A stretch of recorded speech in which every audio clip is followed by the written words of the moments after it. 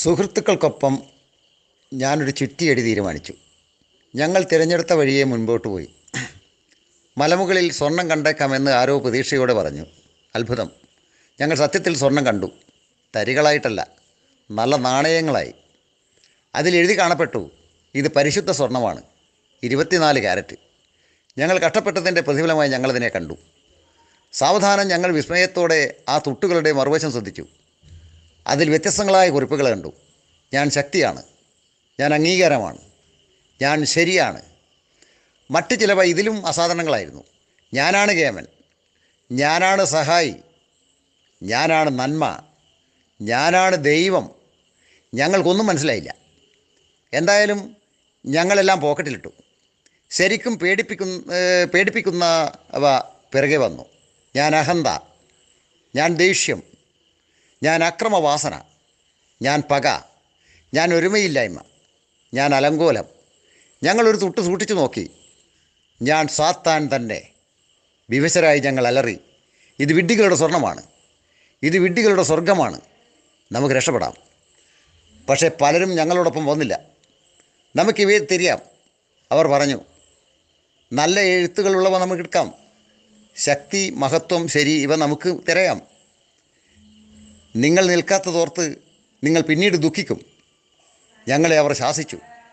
അനന്തരഫലം, ഞങ്ങളുടെ ആ സഹോദരങ്ങൾ ഈ രാജവീതിയിലേക്ക് തിരിച്ചു വരാൻ വർഷങ്ങൾ ഏറെ എടുത്തു.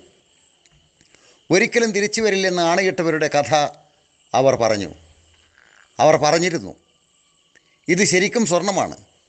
വ്യത്യസ്തമാണെന്ന് നിങ്ങൾ പറയേണ്ട. ഞങ്ങൾക്ക് പറ്റുന്നത്ര സ്വരുക്കൂട്ടി വെക്കട്ടെ. ഇതിലെ എഴുത്തുകൾ ഞങ്ങൾ കട്ടികളാക്കും. വൈകിയെത്തിയ ഞങ്ങളുടെ സഹോദരങ്ങൾ പറഞ്ഞു. അങ്ങനെ അവരെ അഹന്ത സ്വന്തമാക്കി. ഞങ്ങൾ പോരുമ്പോൾ അവ സ്വർണ്ണക്കട്ടികൾക്ക് വേണ്ടി അടിപിടി കൂടുകയായിരുന്നു. ചിലർക്ക് മുറിവേറ്റിരുന്നു. അവർ അന്യനും നശിപ്പിക്കുകയായിരുന്നു. ഈ ചിത്രം ഞാൻ ലക്ഷ്യം വെക്കേണ്ട എളിമയെ ചൂണ്ടിക്കാട്ടുന്നു.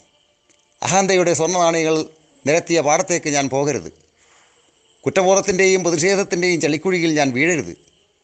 ഇതിനിടയിലുള്ള എളിമയുടെ വഴി എനിക്ക് കാണാനും അതിൽ നിലയുറപ്പിക്കാനും അങ്ങനെയേ എനിക്ക് സാധിക്കുകയുള്ളൂ. ആയതിനാൽ ഒരു നിരന്തരമായ ആത്മപരിശോധന എനിക്ക് ആവശ്യമാണ്.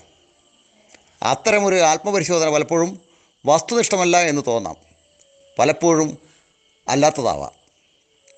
നല്ലത് മാത്രമേ ഞാൻ ചിലപ്പോൾ കാണുകയുള്ളൂ, അല്ല നോക്കുകയുള്ളൂ. അപ്പോൾ ഞാൻ എന്നെ തന്നെ ഊതിപ്പെരിപ്പിക്കുന്നു. എൻ്റെ പ്രവൃത്തികളോർത്ത് ഞാൻ എന്നെ തന്നെ അഭിനന്ദിക്കുന്നു. അങ്ങനെ എൻ്റെ ആത്മവഞ്ചന എൻ്റെ നന്മയെ ഒരു ഭാരമാക്കി മാറ്റിയില്ല. ഇത് വളരെ സുഖകരമായി തോന്നി. പക്ഷേ ഇത് കൂടുതൽ നന്മ ചെയ്യുവാനും അംഗീകരിക്കപ്പെടുവാനുമുള്ള ഒരു ആസക്തി എന്നിലുളവാക്കി. ഞാൻ വീണ്ടും മൂക്കുകുത്തിയത് എൻ്റെ ആ പഴയ സ്വഭാവത്തിലേക്കാണ്. എൻ്റെ ലക്ഷ്യങ്ങൾ പഴയതായിരുന്നു. ശക്തി, പെരുമ, അംഗീകാരം, കൂടാതെ ഒരു ആത്മീയ ന്യായീകരണം എനിക്ക് എന്തിനും ഉണ്ടായി. എൻ്റെ ആത്മീയോദ്ദേശം ഏത് അസംബന്ധത്തെയും ശരിയായി തോന്നിച്ചു. നല്ല നാണയം ചീത്തയിൽ നിന്നും വേർതിരിക്കാൻ എനിക്ക് കഴിയാതെയായി. എൻ്റെ ആത്മീയ സ്വർണ്ണക്കെട്ട് ഏറ്റവും വലിയ അപകടമായി. ഞാൻ മറ്റുള്ളവർക്ക് ചെയ്ത ഉപദ്രവം എനിക്കെന്നും പശ്ചാത്താപത്തിന് കാരണമായി. ഞാൻ നേയയുടെ ഭാവിക്ക് എത്രമാത്രം വിനാശകാരിയായിരുന്നു എന്ന് ഞാൻ നടുക്കത്തോടെ ഓർക്കുന്നു.